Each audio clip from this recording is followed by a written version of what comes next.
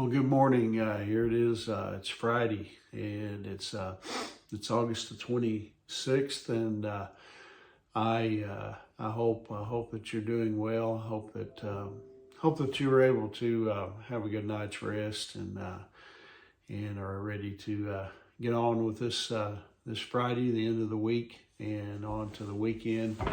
And of course, for some, I know it means you're still working, but anyway. We're gradually getting there. And anyway, I want to share with you this morning about living as salt and light for Christ. In Matthew chapter 5, verses 13 through 16, it says this: "You are the salt of the earth, but if salt has lost its taste, how shall its saltiness be restored? It is no longer good for anything except to be thrown out and trampled under people's feet.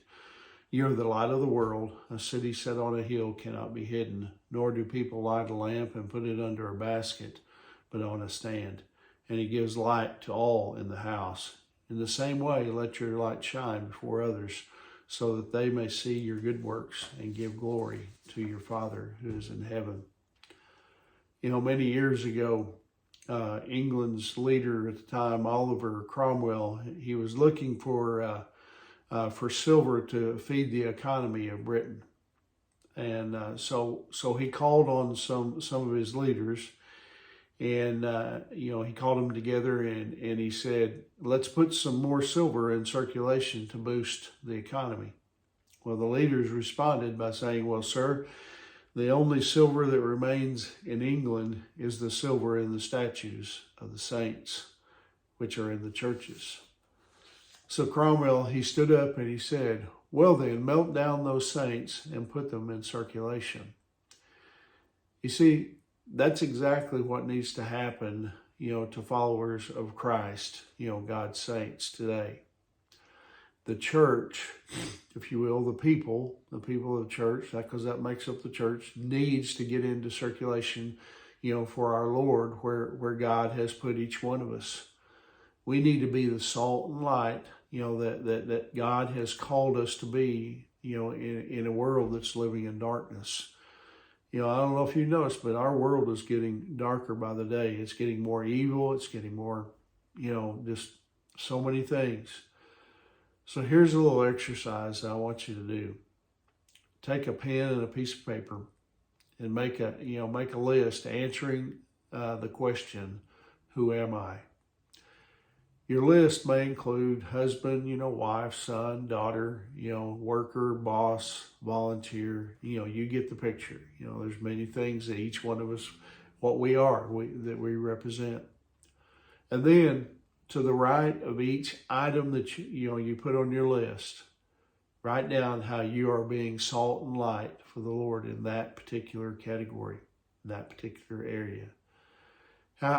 How do you do ministry in your role, as a spouse, as a sibling, as a parent, or, maybe in the workplace or maybe at school? Once you begin to answer, that question, I believe you'll start to understand, how, you can make a bigger impact, for Christ in every area of your life. So, I pray that you would examine yourself to see how, you can better reach others for Christ in each area of life. I think that's something we need to do periodically. I need to do it just as bad as anybody else, to make sure that I'm being salt and light, in the world around me, wherever I may be. And I think that's the goal that each one of us as believers has. We need to examine and make sure that we're being the salt and light, out in the world, around us.